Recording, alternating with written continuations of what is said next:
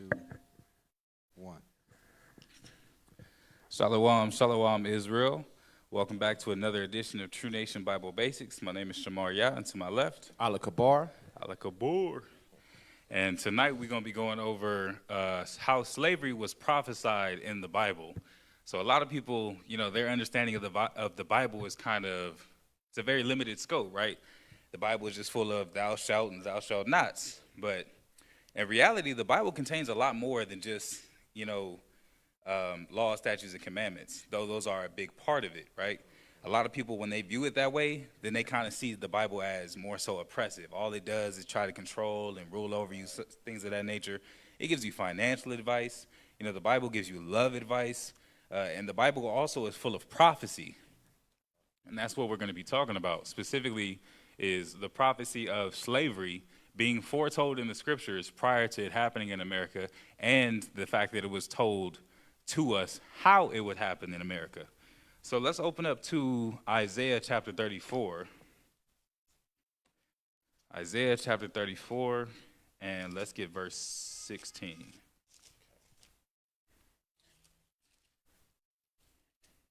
The book of Isaiah, chapter 34 and verse 16. Mm-hmm. Seek ye out of the book of the Lord and read. No one of these shall fail. So he said, seek ye out of the book of the Lord and read. So for one, you got to read. You have to study, right? He says, no one of these things shall fail. So everything that the Most High said is going to happen. If you've come across or if you're familiar with Israelite doctrine, it's heavily based on we identify ourselves with the curses. That's one of the key components to be able to say, I am an Israelite, or I don't see this person being an Israelite, is the actual curses. The color descriptions go only so far, obviously, because the scriptures tell you, and I believe it's Matthew 7:24, don't judge by appearance. I've seen brothers even go hard on people both on the streets and on social media. Oh, this Edomite devil, she has blue eyes. And it's like, our people have all different kinds of genetic features and genetic mutations, whatever the case may be. You might see a Jake with some green eyes or a sister with some blue eyes or vice versa. That doesn't mean that they're not Israel. That just means that they don't have the traditional Israelite look, so to speak, but that doesn't mean they're not Israel. So that's why he said, don't judge off of appearance, judge righteous judgment. You try the spirit by the spirit. So as far as the prophecy, we understand a lot of the curses that have happened and a lot of the things that, or not a lot of the curses, all the curses have come upon Israel, and all the things that the Most High said was going to happen, none of them failed. So he said that about the curses, and the same thing applies when he was talking about the blessings. Start at the top of verse 16. Seek ye out of the book of the Lord and read. No one of these shall fail. He said, none of these shall fail. Go ahead. None shall want her mate. And he's saying nothing is going to be equivalent to this. Everybody says, oh, well, the Bible was written by man. What book on earth isn't written by man? Right. But I'll tell you the difference. I see a whole lot of books of people being able to tell you how to live, tell you what you should be doing, tell you what's going to bring you peace and all this other kind of stuff. You have all these different doctrines out there, and yet none of them have been able to revolutionize the world the way people put credit behind things. People talk about, you got to be good to yourself. You got to pray to the ancestors. You got to do this. You got to do that. It's like, but what is that? And it always boils down to a very simple question. How does that help our people here and now in 2022? No answer. Oh, well, brother, you're supposed to. And it's like, and then it becomes you're reaching for stuff. It's like, bro, that whatever doctrine that is, unless it's according to this word, it's not helping our people because you don't have an end game. The scriptures give you an end game. It shows you where you went wrong. It shows you how to be able to get right. It shows you what's coming next, and it shows you how it's all going to end. Most people can point out the problem. They can't offer you a solution. See, the problem is we out here, we chaotic with one another. We killing our brothers and sisters in the street, whoop, whoop, whoop. So what's the solution, brother? We got to stop doing that. And then what? How are we going to get all of our people to stop engaging in crime? What moral code will we hold them to? Talked with a brother recently. He said, man, I do whatever I feel is right in my heart. I said, that gets dangerous because how are you supposed to judge hearts? Yeah, this brother might think that it's wrong to steal and kill, but I might be like, man, I'm going to get it how I live. Right. And then he might think that it's okay to, use strength or use force to be able to take what he wants or whatever the case may be. It could be anything. Yeah. And pretty much when people get put in the right predicament, they'll let their true colors show. You know, you get put under pressure, that's when you really get to see what you're made of.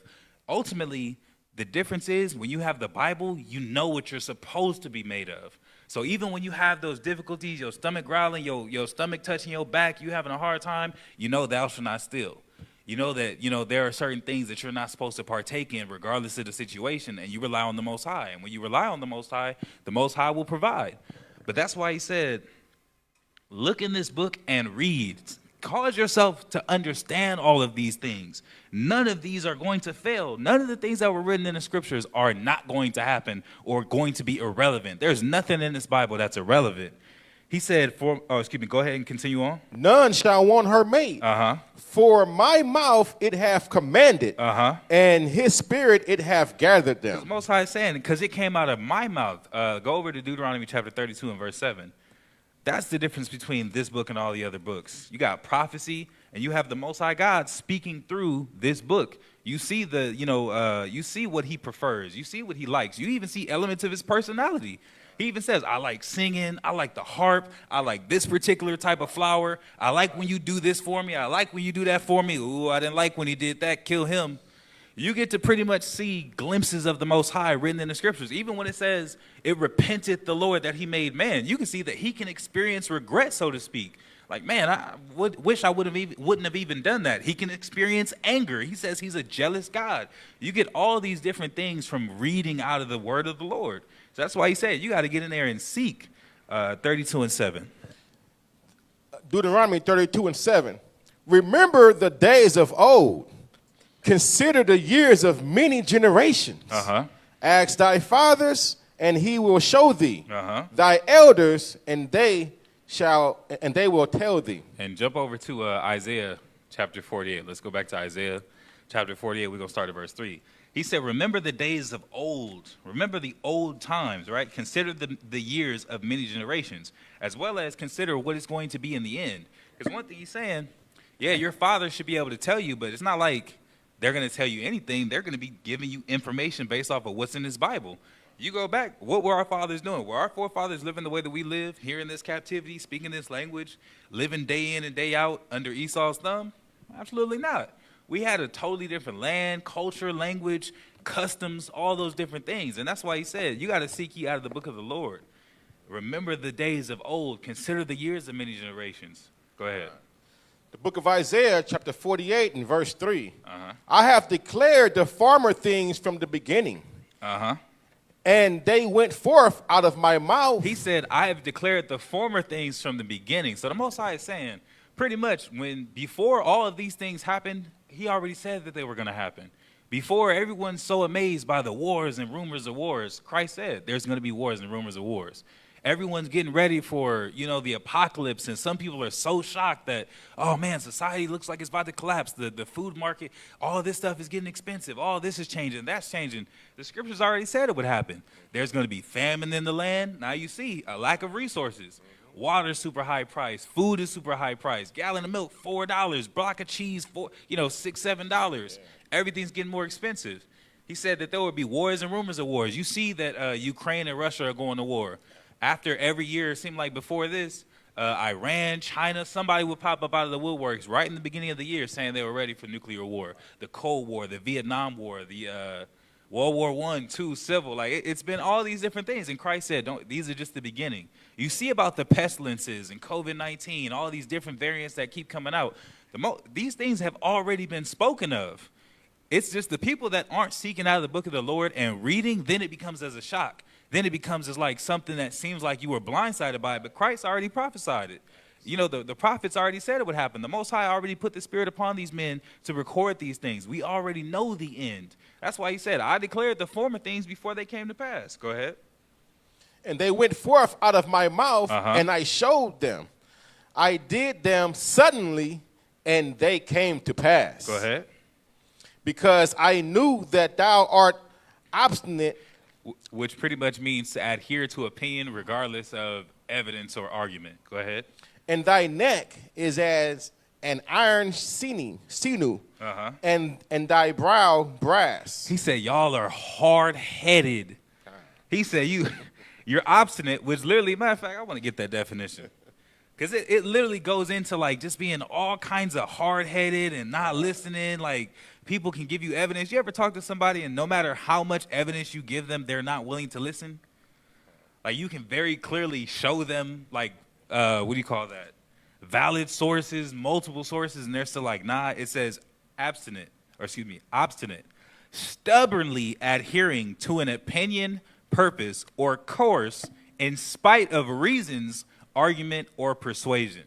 So it don't matter what people bring it up. He said, man, Israel, it don't matter how many different ways I tell you. It don't matter how many different ways I show you. Y'all not going to listen.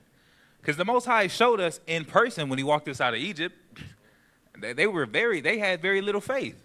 He left us the scriptures for us to have stories. Look at how many of our people actually want to hear about the Bible. He gave it to us so many different ways. He was like, man, he said, your neck is iron sinew. You know, you turn your neck, it's very easy, right? He said, imagine if you was made out of iron. I ain't talking about Colossus where he still kind of moved like flesh. Iron is tough. It's hard to move. He said, man, you one-sided. Go ahead. Verse 5. I have even from the beginning declared it to thee. He said from the beginning. That's the thing. A lot of people, or even, you know, it would be incredible if it was just like, this is going to happen. You know, people gave so much credit to, what was that guy? Nostradamus? Am I pronouncing that right? And they were like, man, he was a prophet. It didn't get the most vague. Something's bad gonna happen. Oh, Nostradamus! like that's not very specific. That don't give me much. But it was like so incredible because he was like almost right a couple times. Most High said, look, I'm gonna tell you exactly what it's gonna be from the beginning. Before any of this ever even gets started, he said, I'm gonna show you what's gonna happen. Because the crazy part about it is, even though we're gonna get it out of Deuteronomy, you can go back to Genesis 15 and 13, where he said, know for a surety thy seed is gonna be in captivity. And who was he talking to? Abraham? This was before Moses. This was before Israel, because Israel was the grandson of Abraham. This is before Jacob. And he said, Abraham, I know what type of man you are, and I know what type of kids you're going to have. I already know the course of this world. It's going to be just like this. He said, know for a surety, know for a fact, your children are going to go into captivity for 400 years. Know that. He was telling that to Abraham. I'm pretty sure Abraham was like, what you mean, Isaac and Ishmael? I mean, yeah, no, come on. Isaac and Ishmael? He was like, them? I'm like, nah, Abraham. I'm talking about way down the line, they going into captivity. He said, I told you what it was from the beginning. Go ahead. Before it came to pass, I showed it thee, lest thou shouldest say, mine idol have done them. I like how you did that. He said, because that's exactly how the Most High, he said, man, I told you what it was going to be so that you wouldn't sit up here. Because our people always went into idolatry. We always want something tangible that we can see, that we can feel, that we can touch or bow down to. Just like when the children of Israel walked out of Egypt, they said, man, give us a golden calf. You know, they literally got to see the pillar of smoke and the pillar of fire leading them. They got to see the Red Sea part and then collapse. They got to see so many different things, but they still wanted something they could touch, something that they could actually feel and have some sense of connection with, in a sense. They said, yeah, we saw all that, but Aaron, look, we'll give you all the gold that we just came out. I know we ain't never had nothing, but we're willing to give it up just like that because we're going to get something out of it. We're going to have something to hold on to. Make us a golden calf. Like, man, hold on, we just can't make it or else. And it was like, all right. But, you know, it was threatening. He said, all right, I'm going to go make the golden calf. Most High was like, hey, Moses, go get you down to your people. Yeah. The people you brought out of Egypt, Moses. That's why he said, I'm going to tell you exactly what it's going to be. Because then you can realize as it's happening or once it happens, oh, this is the Most High God of the Bible. Not sitting there praying to an idol, and then when something good or bad happens, you're like, oh, it's the will of this whoop-de-whoop that I just made. He said, nah, I'm going to tell you what it is. Go ahead.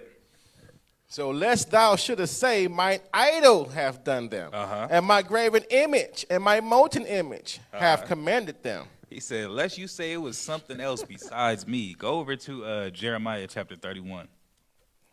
So when we're talking about, slavery being prophesied, there's a number of things that were talked about, that also draws into context everything that was going to be happening. We're not just going to hit on the literal verse that talks about slavery, but also some of the scriptures that offer a little bit more context about how and when it was going to happen. Jeremiah chapter 31 and verse 8. Behold, I will bring them from the north country and gather them from the coast of the earth. And with them the blind and the lame, the woman with child, and her that travaileth with child together. A great company shall return thither. And stay in Jeremiah, go over to chapter 23. So he said, I'm going to bring them out of the north country, gather them from all the coasts of the earth. So for one, he already said he would scatter Israel, right?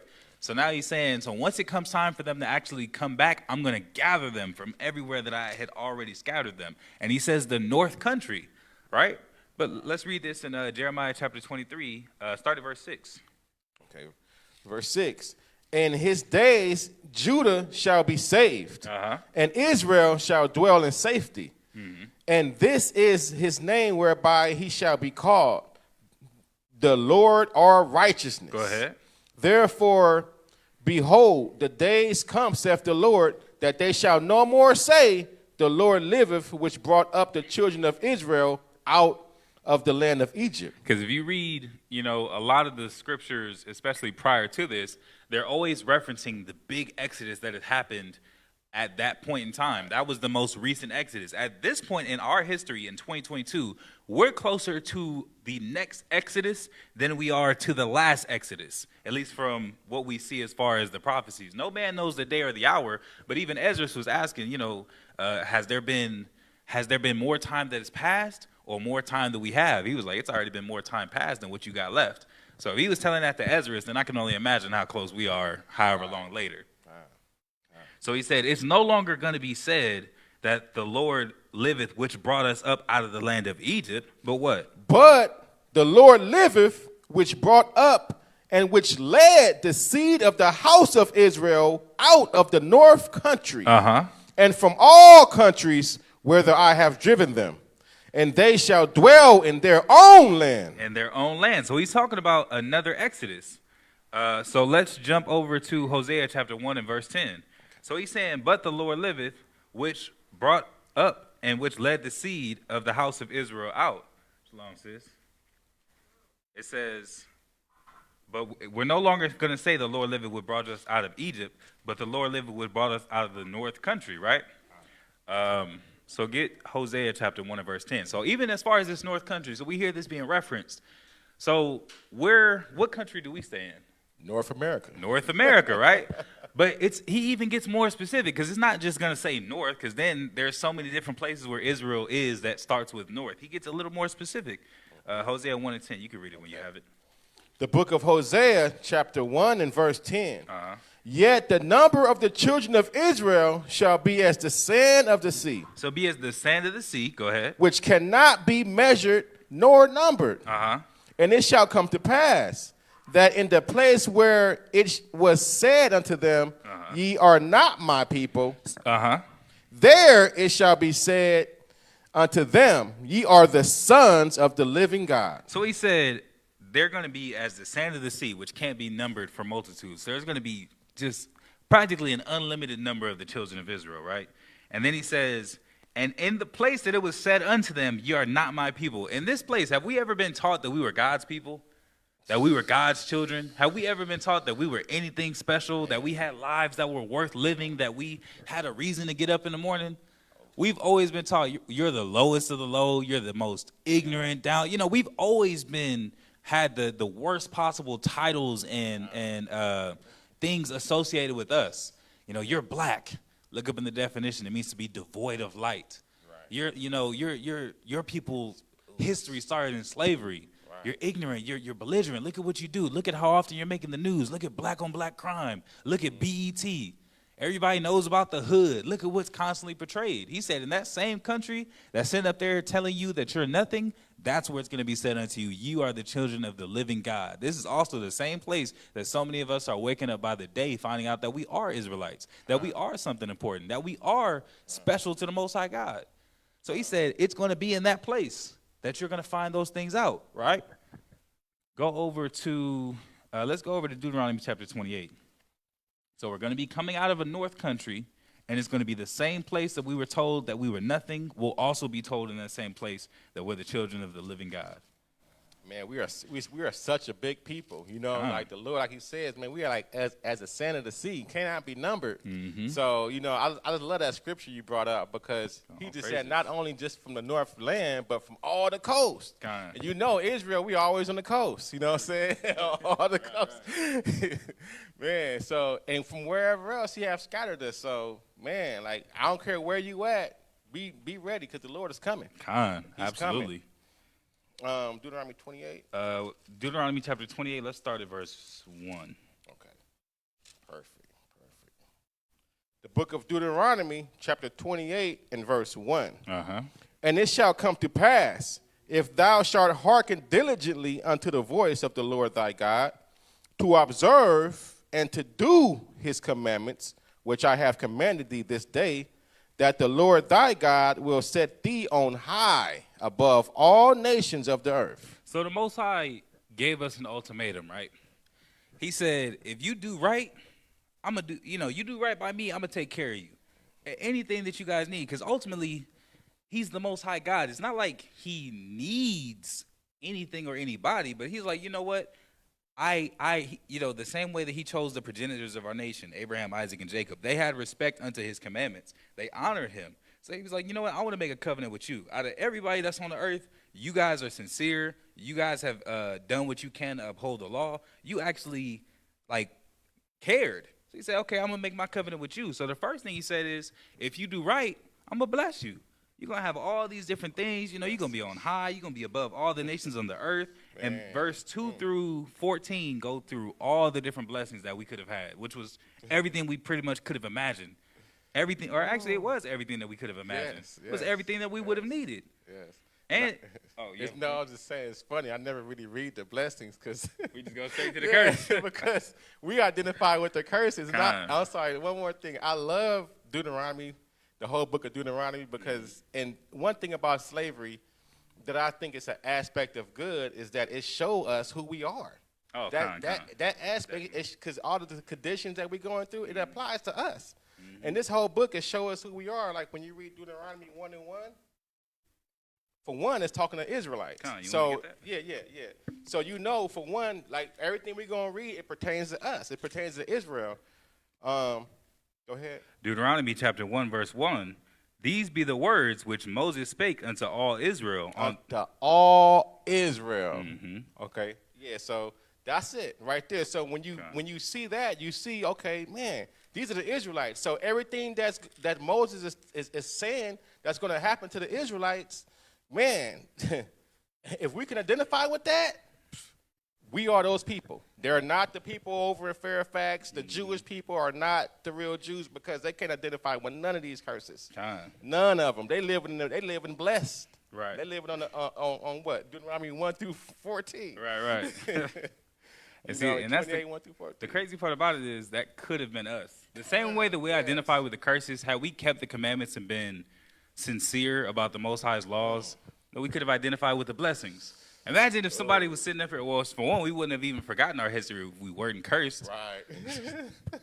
Imagine someone sitting up here trying to front or, you know, try to come amongst us looking like an Israelite. We're like, man, show me your account. Show me your businesses. Show me your lineage. Man. Show me this, and that. Show me the blessings. Like, imagine if that was all we had to identify by. It'd be a totally different ball game. But the Most High already said, let's actually get that. Go over to Genesis chapter 15. Okay. Genesis chapter 15. Let's get verse 13. Because the crazy part about it, the Most High had already told Abraham. Like he said, he declared it at the beginning. He already told us what it was going to be. There it is. Genesis chapter 15 and verse 13. And he said unto Abram, know of a surety that thy seed shall be a stranger in a land that is not theirs. So this was before Abraham was even Abraham. This was when he was still Abram.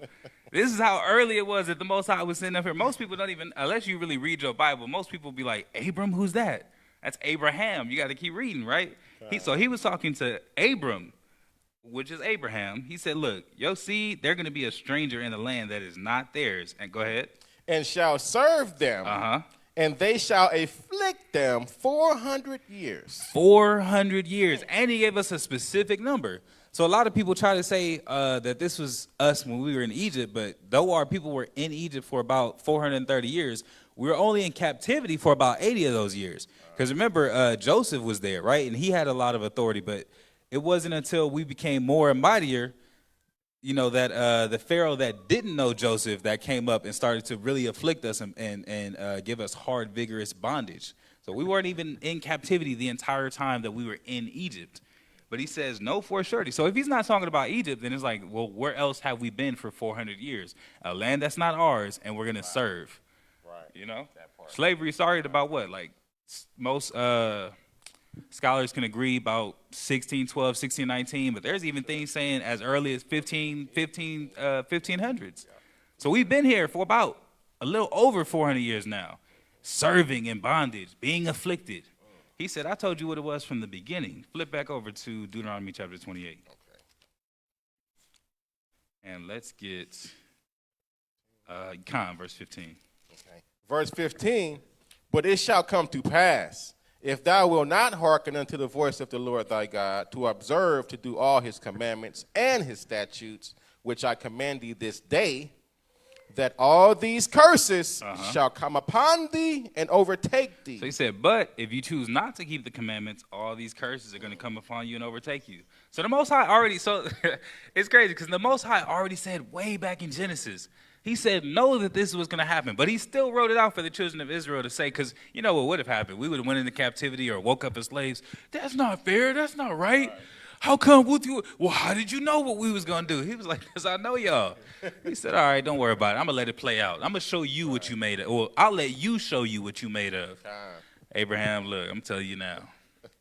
I already know what they're going to do. They're going to make me put them into captivity. I'm letting you know. But then he said, okay, look, give him Deuteronomy 28. Give him that still. It was because technically speaking, you always have a choice. That's the element of free will. We always have the choice to be able to do righteous or to do wicked. But he said, I already know what they're going to do, Abram. They're going to disobey, and I'm going to have to put them in a captivity time and time and time again. And then in their final captivity, it's going to be 400 years. They're going to be afflicted. They're going to be in a land that they're strangers to. But we can't say that we didn't have a choice, right? No, we can't say we didn't came up. We waxed fat, you know what I'm saying? We started having what we wanted. And, like, yeah, we started complaining and, you know, oh, it's all right, I'm good. I don't need them laws, forgetting about the Most High. Go ahead. Then he forsook God, which made him, and lightly esteemed the rock of his salvation. Now hit verse 20. Verse 20, and he said, I will hide my face from them. I will see what their end shall be. Now look at how we, at this end, look how we living. Man. You know what I'm saying? At the bottom of the earth. Man, it's welfare, Section 8, homeless. You know what I'm saying? Gang violence. It's just like a never-ending story. Okay, go ahead. For they are a very forward generation, children in whom is no faith. Go ahead. Last one. They have moved me to jealousy with that which is not God. They have provoked me to anger with their vanities, and I will move them to jealousy with those which are not a people. Now you see them Jewish people running our heritage, taking our heritage. It's been like hijacked because you know we wasn't living up to it. So they say, okay, well, you know, we'll go ahead and take this. You know, but that's part of provoking us to jealousy because now when you find out who you are and you see them, you like, man, you jealous. Right. You like, man, y'all like the Jews. That's mine. Yeah, that's mine. That's my heritage. That's what I'm supposed to be doing, you know. But go ahead.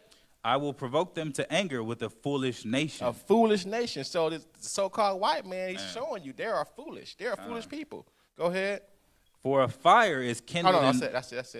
So, yeah, you know, I just want to make that point. No, to your point, he said that moved me into jealousy. Israel's like, You dealing with somebody and they just refuse to listen to you, then as soon as you cut them off, now they desperate to get back in your life. That's what Israel is like, because the Most High gave us the ultimatum. He gave us the option to be able to keep the commandments.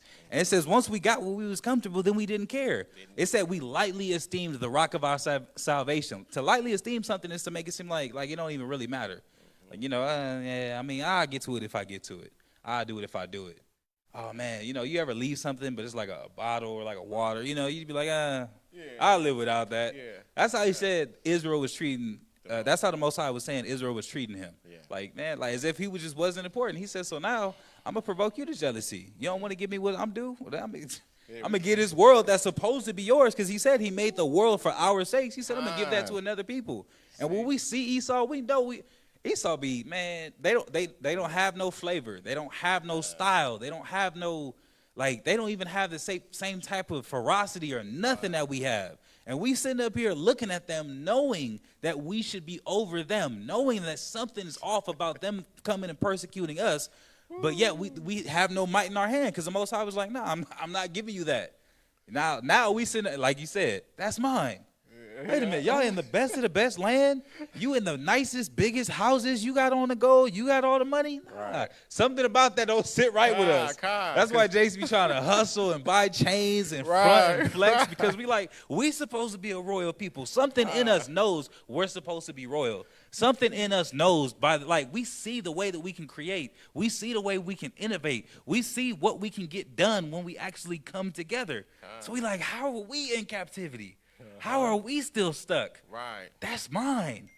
Now we thinking, oh, well, maybe I should. Now we're considering, and now we're in a humble enough state to where we're ready to come back to the Most High. Not just chilling, but actually working for it. That's right. Now we really trying to work to get into the kingdom. He said, because I had to provoke you to jealousy first. Man, I had to make you want it. Go ahead. He definitely got a way, man, the goodness to come back to these commandments. I tell you that. He already knew, like you just said, brother. Yahweh already know. He I already know where you're going, and I know how to get you back. Yeah. I know what to do. So this is what I'm going to do. I'm going to provoke you to jealousy, and I'm going to bring you back. He knew from the beginning. Let's get Deuteronomy chapter 28, and let's go to verse 48. Okay. That's a good one. Okay, Deuteronomy 28 and 48. Therefore shalt thou serve thine enemies, which the Lord shall send against thee, in hunger, and in thirst, and in nakedness, and in want of all things. Go ahead. And he shall put a yoke of iron upon thy neck until he hath destroyed thee. He says, so we're going to serve our enemies in hunger, thirst, nakedness, and in want of all things. And I always bring out, not only did this happen during slavery, obviously, because it wasn't like slaves were well-clothed, well-fed, well-paid, they were slaves. They were given the scraps. You hope to be completely covered up. You hope to be warm. You hope to be able to have enough food. We always see in the even in the movies. Now, Esau has always tried to paint himself out to be the best possible, nicest guy in everything he can. So if he seems that terrible in slave movies, you can only imagine how bad it really must have been. You know what I mean? Yeah. How bad it really, or he's comfortable showing himself in that light because it always shows that he's superior. Right. Look how I had these niggas. Look how I had the children of God begging for pork because that was all that we were given to eat. Look at them. Esau glories over that, but it says the Most High was going to put us into captivity, serving our enemies and thirst, hunger, and nakedness, and one of all things. And he's going to put a yoke of iron upon our neck until he destroyed us. So, we were in cattle slavery, but Esau didn't keep us there forever, right? We not walking around with ball and chain now. We're not walking around with whips on our backs in this very moment, but we're destroyed. Look at the state of our people. Now our people come to Esau's defense, 100 times before they would ever raise their hand to him. Now that we destroyed, he's like, man, I don't even need to keep you on the plantation. You could be doing so much more if I just give you a little bit more freedom, give you a little bit more education, teach you a little something, but I still got you on that tight leash. Right. That's why everybody, when they want to go to Hollywood and all that money that Esau be making off of him, he said, okay, I don't mind. I don't even mind you doing that. I don't mind giving you that. Because for everything that you making, I done already made double, triple that. I don't mind giving you that. but I'm going to still keep you on that leash. You still in captivity. Yeah, so it's on our brains now. The shackles is on our brains. Exactly. And he did Esau was doing all that just to rock us back to sleep. You know what I'm saying? Like you said, okay, I go ahead and give you that job you need. I go ahead and give you this and that, you know what I'm saying, and make you feel like you're free because now I got you. You know what I'm saying? You rock to sleep, and you working for me. You serving me. You're not serving the Most High and keeping His commandments. So so y'all gotta be careful because Esau is very slick. It says, drop down to verse 49. Verse 49, the Lord shall bring a nation against thee from far, from the end of the earth, as swift as an eagle flieth. A nation whose tongue thou shalt not understand. So he said it's going to be a nation from far, as from the end of the earth, as swift as the eagle flieth, and we're not going to understand their tongue. So Esau, it's well documented with slavery that it took a slave ship a year and a half one way to go from the coasts of America to the coast of Africa to pick up and to transport our people. Then it took a year and a half to get back. So it was a 3-year round trip just to be able to bring us from the coasts of Africa all the way over here to America. And yet they were making those trips by the dozens to be able to get our people. Continue on, verse 50. Verse 50, a nation of fierce countenance, which thou shalt not regard, that shall not regard the person of the old, nor show favor to the young. So they don't even care whether you're young or old. Anybody's on the list. Anybody's up for grabs. Anybody can get it. Esau don't care. He said, mind you, when we're talking about prophecy, the Most High didn't give us something vague. He said it's going to be the North Country. It's going to be the same place that you were told you were nothing. Now you're going to be told you're the children of the Most High, and it's going to be the same people, or you're going to be in this place with a people that are going to make you serve in hunger and thirst and in nakedness. They're going to be coming from far as swift as the eagle flies. You're not going to understand their countenance, and they're not going to care whether you're young or old. He gave us specificity. He gave us specifics. It was a whole lot of specificity. He gave us exactly what it was going to be like, right? That's why he said it was prophesied. He said, I declared from the beginning. You already know how it was going to go because I showed you. Yeah. And drop down to verse 68. Verse 68. And we know who this is talking to because America, they even symbol is the eagle. You see what I'm saying? And we were speaking Hebrew. We weren't speaking no English. Right. So, the Lord is just on point all the time with so many levels. Absolutely. My goodness. Verse 68. And the Lord shall bring thee into Egypt again with ships. By the way whereof I spake unto thee, thou shalt see it no more again. So he said, the Lord is going to bring you into Egypt again with ships, right? So the first thing that I would want to do, if you have a concordance is, it gives you the etymology of the word, both in the, how do you say that? In the language and time. So when you look up the etymology of Egypt, it shows up as H4714, dual of 4693. Mizraim, upper and lower Egypt, right? It says,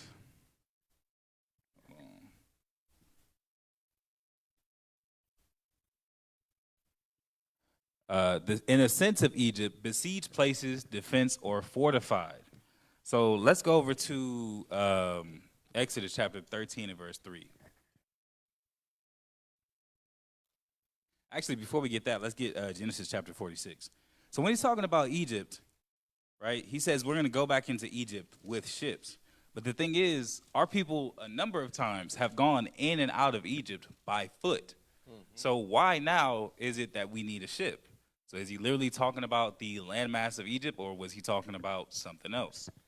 Let's get the evidence first. Genesis 46, let's start at verse 1. Okay. And Israel took his journey with all that he had and came to Beersheba and offered sacrifices unto God of his father Isaac. Come down to verse 5. Verse 5, and Jacob rose up from Beersheba, and the sons of Israel carried Jacob, their father, and their little ones, and their wives in the wagon with Pharaoh and sent, and had sent to carry him. Read down to verse 7.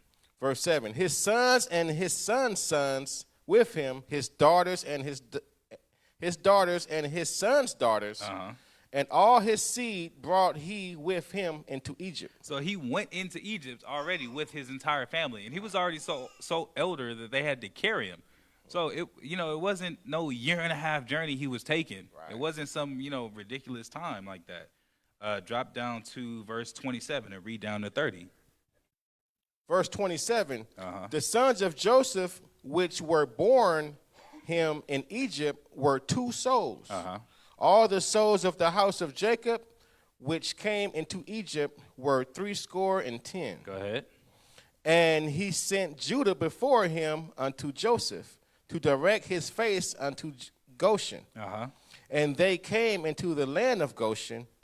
And so real quick, I'm sorry. At verse 27, it says, these are all those that came into Egypt, right? So it's talking about their journey into Egypt when they went in 70 souls with Jacob. Read verse 29. And Joseph made ready his chariot and went up to meet Israel his father to Goshen and presented himself unto him. And he fell on his neck and wept on his neck a good while. So notice it said that he made ready a chariot. So he was like, a chariot is like that wagon that gets pulled by horses. Right. He said he made ready a chariot to go out and meet his father. He wasn't going to meet him on the water. A chariot doesn't float. They were walking. And when someone saw them coming close and they was like, oh, there go Joseph's family, they ran and told Joseph, and Joseph got the horses in the chariot and rode out to meet his dad. So you didn't need a ship to get in and out of Egypt, right? Let's get one more example. Let's jump over to Matthew chapter 2. So they had walked in into Egypt, Jacob and the 70 souls. Then in the Exodus, they walked out of Egypt. Remember, and in the scriptures, they had actually came right up to the border of Israel. And when the people started to complain and to doubt, pretty much saying like, oh, the Most High is not going to be with us, or we're not going to win the battle. Look at all the things that they have over the mountain. The Most High was like, you know what? Hell no. Y'all, there's no way any of you are entering into that land. He said, Moses, walk them around. Let them stress. He said, they not coming in. All the men of war that are amongst them, they need to die. They're going to have to die over process of age. So I think it's only like, you can get on Google Maps right now. It's like a 5 or 6 day journey. They walked for 40 years because the Most High was like, nah, they can't see that promised land. I'm not going to give it to them. I'm going to give it to someone that he said they're going to have much more faith. They ain't even seen the miracles, but they'll believe. What I had you get, chapter 2 and verse 13. Okay. Matthew 2 and 13. And when they were departed, behold, the angel of the Lord appeared to Joseph in a dream, saying, arise and take the young child and his mother and flee into Egypt. And be thou there until I bring thee word. For Herod will seek the young child to destroy him. Go ahead. When he arose, he took the young child and his mother by night and departed into Egypt. They was by night. He had escaped and started on his journey. They didn't get on a boat and he ran down to the dock. It said they got up and started leaving. Like, hey, it's time to go. Drop down to verse 19. Read 19 and 20. Verse 19. But when Herod was dead, behold, an angel of the Lord appeared in a dream to Joseph in Egypt, saying, arise and take the young child and his mother and go into the land of Israel. For they are dead which sought the young child's life. So they had went into Egypt at the alert of the angel, and then when he was able to, they left Egypt. So this was a journey that they were making on foot, or maybe with an animal, like an ass or a horse, to be able to carry things. But our people were commonly in and out of Egypt. So when the Most High is saying he was going to do it with a ship, let's go back to Deuteronomy 28. He said it was going to be different. He said, I'm going to do it with a ship.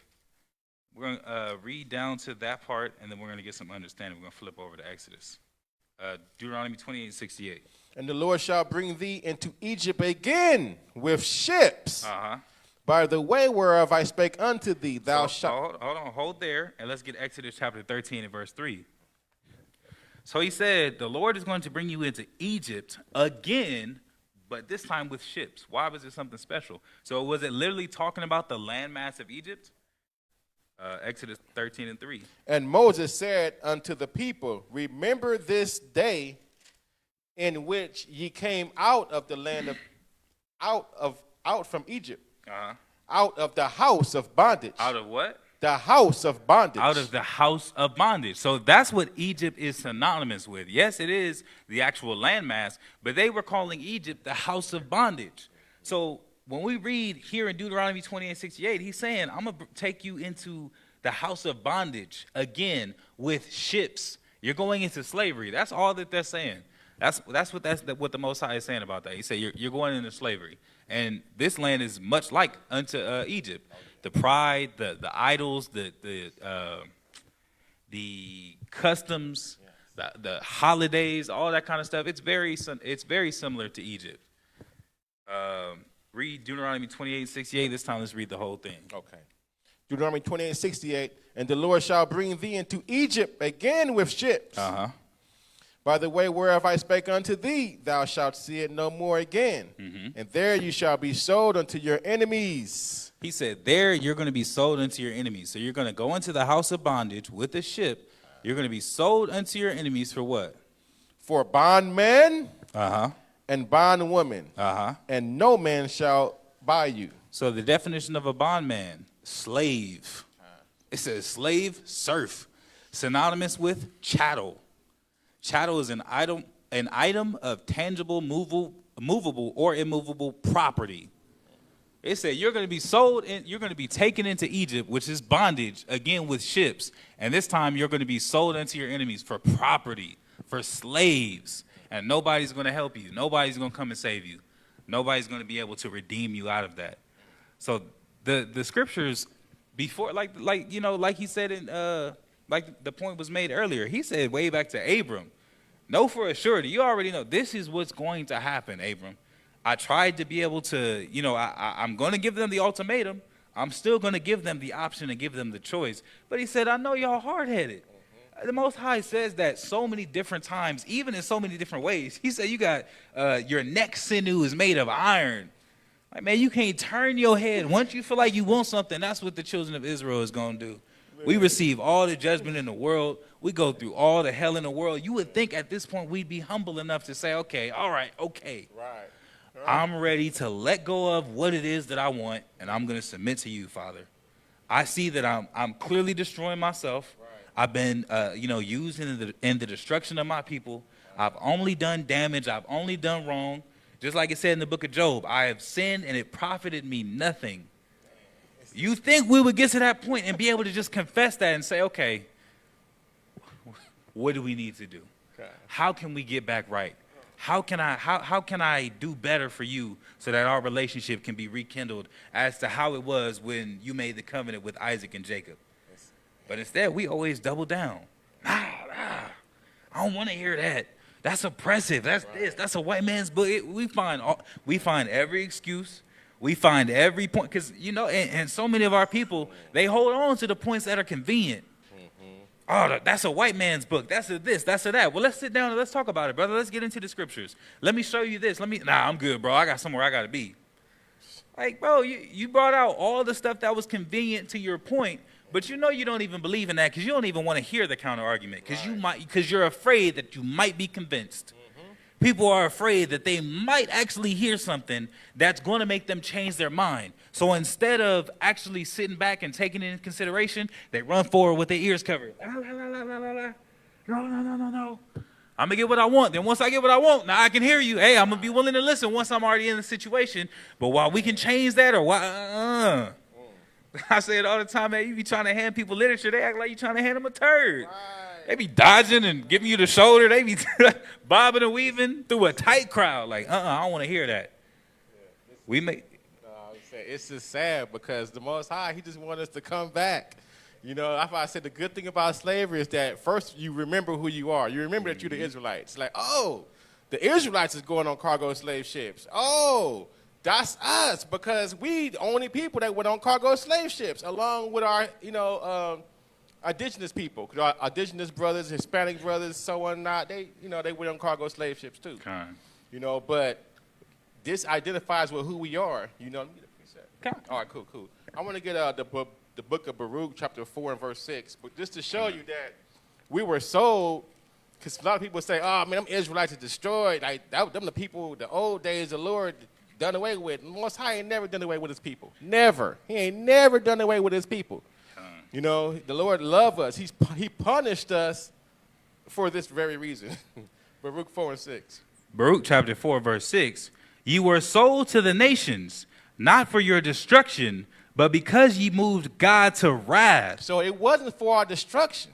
See, people think like, oh, the Lord just wanted to. No, man, it wasn't for our destruction. It was because we moved the Most High to wrath. We read about that in Deuteronomy 32. You know, we provoked him to jealousy. So he provoked us to jealousy. Go ahead.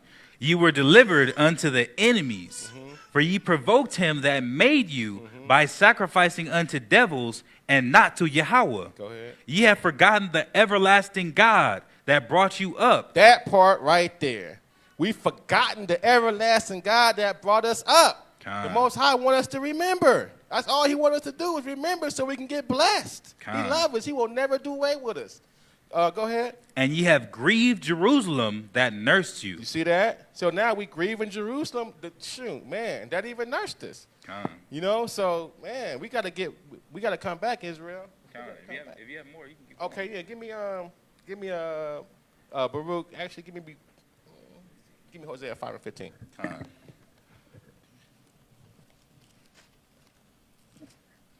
So this is what the Most High gonna do until we get it right. And this is what he have done. And now we finally getting it right.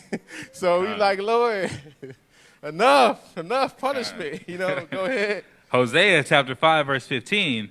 I will go and return to my place till they acknowledge their offense and seek my face. And now we're seeking his face. Now in these last days and times, we're finally seeking his face. We're finally realizing who we are, the children of Israel. Not niggas, you know what I'm saying? Not just niggas and blacks and different colors. Like, no, we are a nation of people. We actually have a nationality. Okay, go ahead. In their affliction, they will seek me early. There it is. The Most High said, but yeah, I know in your affliction you're going to seek me. So that's why he had all this happen to us. Give me Baruch 2, just to follow up.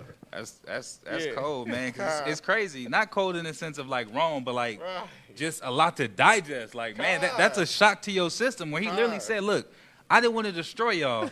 He said, but he said, you know what? I'm going to let them do what they want to do. Right. And once they see the consequences of their actions, once they know what it means to live without me, then he said, they're going to seek me early. I ain't going to have to even come looking for them. They're going to be, yeah, Lord. look, you're right. Look, can we, please let us come back. Please, I'm ready to go. Everybody talk about how tired we are of captivity. He said, now, okay. Now they want to seek me early. Now you waiting on me. I ain't waiting on you. Right. Man, that's... Give me Baruch 2 and 30. Baruch chapter 2 and verse 30. Come. For I knew that they would not hear me, because it is a stiff-necked people. And that's what you brought up from the beginning. Like, man, our neck is like iron. Man, so the Most High knew we wasn't going to listen to him. Go ahead. But in the land of their captivities. Where we are now. This is our last captivity. We went from the last main captivities. You know what I'm saying? First it was what?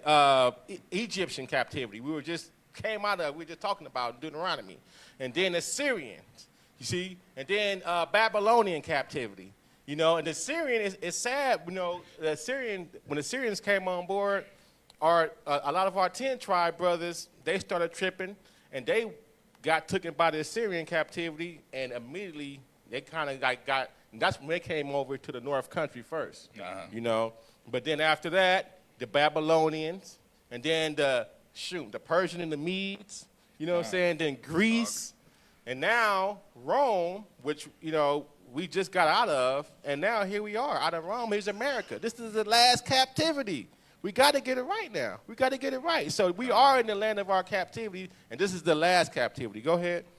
And shall know that I am the Lord their God. For, and they shall remember their Salakia. But in the land of their captivities, they shall remember themselves. And that's what we need to do right there. We got to remember ourselves and remember who we are, being the Israelites, and what it is that we need to get up out of here. I mean, how to get back out of this captivity. Go ahead. And shall know that I am the Lord their God, for I will give them an heart and ears to hear. Oh, man, thank God. Thank God. All praises. All praises. All praises. We can hear, because a lot of people can't hear. Their heart, the Most High harden their hearts, and close their ears so they can't hear. You know, you be telling somebody something, 1 + 1 is 2. They like, no, it's 5 and 6. Like, dude, didn't you go to school? You should understand this, you know. But some people just don't get it. But that's how you know the truth, the truth of the spirit. You know what I'm saying, from error and wrong. You know what I'm saying? Hey, no. Right and wrong. I'm just laughing because as you say that, that's how you know they Israel. Yes. If somebody agree with the scriptures a whole lot, it's kind of like, wait. It's almost like a red flag if somebody's too agreeable. You go to the heathen and tell them they're the chosen, they love it. They will sit up there all day, every day, and be like, what do I got? Yeah, like, absolutely. They're going to love it. But 9 times out of 10, you come to Israel, it's going to be, what about the white man? What about this? I'm an atheist. Hotep, brother. I don't believe that. It's like, we care about everybody else except ourselves. Everybody. And it's crazy because it's like stiff necked. Verse 32. Verse 32. And they shall praise me in the land of their captivity. Praise Yahweh. And think upon my name. Mm-hmm. Now we're thinking upon his name to the point where we got brothers and sisters fighting over his name. Oh, it's Yahuwah. It's your, you know, that's crazy. Because we literally went from not calling upon the name of the Most High. You know, our people wanted all these other gods of all these other nations. And now we're arguing and fighting each other over who's not. You're not. Put some more respect on his name. It's not Ahia. It's not this. It's not. I saw a new one today. Brother was like, man, check out this YouTube video. It's not even all the other ones. It's this one.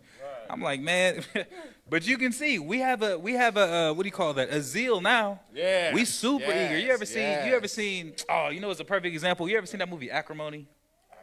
It was a Tyler Perry movie. If you haven't seen it.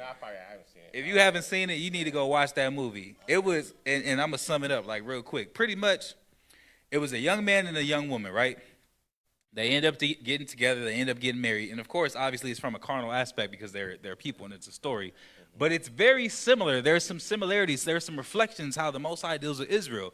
Because he had a woman who she was respectful and supportive for a long time, but she had negative influences. She had her bitter sisters and, you know, ugly relationships. They was with people they didn't want to be with, so they constantly, you know, they speaking on it. And she keep trying to chase it away, but eventually, just like the scriptures say, the way of the righteous is more excellent than his neighbor. She was the only one with like an actual marriage that was a successful, like properly founded marriage. But everybody was in her ear, all these different influences, and every time her husband wasn't there, they was convincing her, girl, you know, he doing this, you know. And eventually she finally cracked. Damn. She found just enough that she needed to hear, and she didn't want to hear nothing else. She didn't even want to hear him out. Wow. She was stiff-necked at that point. She didn't even want to hear what he was going to say because she might have been convinced. Damn. She was just like, get your stuff and get the F out. So he leaves, right? She like, you know, I finally got what I wanted to. I done gave him all of this and sacrificed all of this, and this nigga wouldn't And next thing you know, he struck gold. After all those years of him working towards his project, he finally becomes a success. Big money. He does everything that she ever dreamed of. And all the things that she wanted, he gave to another woman. Then guess what? Guess what she was doing then? Stalking. Where can I find him? What do I have to do? She was willing to do everything. She tried it from every angle. She was hitting him up on social media. She was following him around. She had tried to attack a couple of times. Like, come on, give me back what's mine. She popped up at the apartment because he went to her job. He was like, look, I know I put you through a lot. Here go, I think he was like, you invested like $3 million in me. Here go $10 million. I got you your mama house back. I got you some flowers. I'm sorry it didn't work out. Wow. So you know what? She was like, oh, I could have had all this if I just would have stayed. Well, I want all that now. He was like, nah, I'm good. He was like, you know, we came to a natural conclusion. She was like, nah, not that you got all this money. It wasn't no natural conclusion. I'm not as ready as I thought I was. I didn't know how it was going to be on the other side. Wow. Then she popped up at the room. She got nothing on, under the bathrobe. She like, what? Then she was willing to be a servant. She was willing to be a wife. She was like, what do you want? However, whatever angle you want. She was obsessed with him. She wanted to take the time to get to his interest. She wanted to give him whatever he wanted. But by that point, he didn't want it. He was like, look, I appreciate what you're doing, but it was just so long of waiting for this to happen. I've already moved on. And then she went crazy, provoked to jealousy. She went crazy over this other woman that was given the wedding dress that she wanted, that he was showering. She was getting showered with gifts the way that she always wanted to be showered with gifts. They had him and his new woman had the dream wedding that she wanted. Then she was drove crazy and provoked to jealousy the same way that the Most High was giving us the option, do right by me, stick with me. Yeah, you got to sacrifice some things, but it's for your own, it's for your benefit. You're going to reap the benefits in the end. But you got to keep these commandments. Don't get seduced by the other nations. Don't get seduced by these other doctrines and other understandings and other ways of thinking about things. Listen to what I'm telling you, and we're going to get to it. We're going to get through this. You're going to get to this promised land. That's all it was. Then she got provoked to jealousy, and I was like, man, but you see the parallels. If you haven't watched that movie, I think it illustrates. You know what I mean? It very well illustrates. You saw that movie, yeah, sis. You saying that? You know what I'm talking about. So it very well illustrates like this type of relationship where once she was out the picture, all she could do, like she left her job. Everybody was worried about her. She like what? She was just in the house all day, every day, following his every move. She was seeking after him diligently at that point. It's called acrimony. She was seeking diligently at that point, trying to find what can I do to get back right. And at that point, it was too late. All praise to the Most High. The Most High at least said, we still have a chance to come back. At least it ain't like it's totally over. He said, okay, once you do decide to return, then I'll turn your captivity as well. But we still have to get to that point of actually acknowledging our sins, turning us with our children. Stop being stiff-necked. Let's. Oh, 32, 33. 33. Yeah. My bad. I got so focused in the movie. That's cool.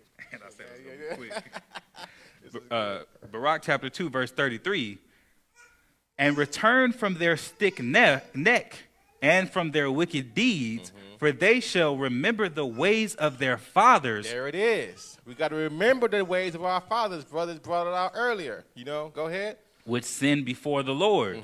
And I will bring them again into the land which I promised with an oath unto their fathers, Abraham, Isaac, and Jacob, and they shall be lords of it. And I will increase them, and they shall not be diminished. And I will make an everlasting covenant with them to be their God, and they shall be my people. That covenant is forever. It never stops. So the people of Israel is still here. We ain't going nowhere. Go ahead. And I will no more drive my people Israel out of the land that I have given them. And that's how you know the people in the land, they're not Israelites. We're not there, No, that was a beautiful way to end it. We're gonna end it on that note because that's pretty much that was the end all be all. He said, even though you sinned, even though you've gone astray, time and time again, and it's like none of us have the right to be able to say, that we weren't partakers of the sin that got our nation into this place. All of us, because here's my thing: if you're not perfect right now, then you can assume you wasn't perfect back in your old life. Everybody want to complain about captivity and our forefathers and man, if only, and it's like, bro, but you haven't even mastered keeping the commandments. How do you know that you wasn't alive back at that time doing just as much damage as you doing now? It only takes one commandment to break. You break one, you're guilty of all. If you know to do it, you better do it. And like I always say with these lessons, these are for us too. I'm hearing my points and making points off of my own experiences as well because we're literally all fighting this fight together, trying to get back right with the Heavenly Father, we're literally trying to reconcile our marriage. You know how when somebody that you love is mad at you, you're doing everything that you can to try to be able to, but we're not just doing it for another person. We're doing this for the Most High. We're doing this for someone that doesn't have any kind of flaws, has never lied, never did us wrong, never been unjust to us. We're doing this for the Most High. So the same way that we would do for a person, we should be going that much further for our Heavenly Father. All praise to the Most High, Israel. I hope this was edifying. Please be sure to tune in throughout the week with the rest of our classes. We'll have world history according to the Bible tomorrow being Wednesday. We have Stick to the Script current events coming Thursday. We have Room 144 coming Friday, also at 7:30 p.m. And then we have Feed the Sheep on Saturday at 4:30. So Most High willing, one of these classes will be in your schedule. And, of course, they're always online for you to be able to go back to. Please like and share to help us spread the gospel. And with that being said, Israel, we say shalom. Shalom. Shalom.